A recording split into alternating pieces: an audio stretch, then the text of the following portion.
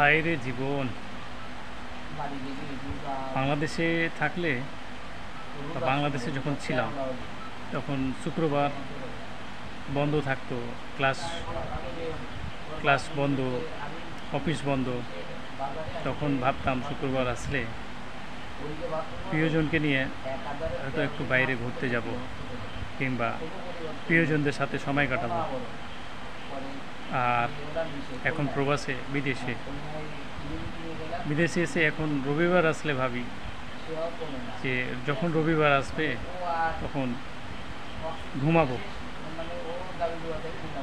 এটাই দেশ এবং বিদেশের মধ্যে পার্থক্য। ওখানে প্রিয়জনদের নিয়ে ঘুরতে যাওয়া আর প্রবাসে রবিবার আসলে ঘুমাইতে যাওয়া, সব কিছু বাদ দিয়ে ঘুমাইতে যাওয়া। এটাই হলো দেশ এবং প্রবাসের মধ্যে পার্থক্য।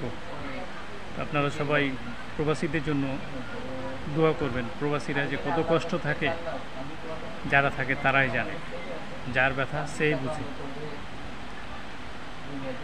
ভালো থাকবেন। আল্লাহ হাফেজ। আসসালামু আলাইকুম।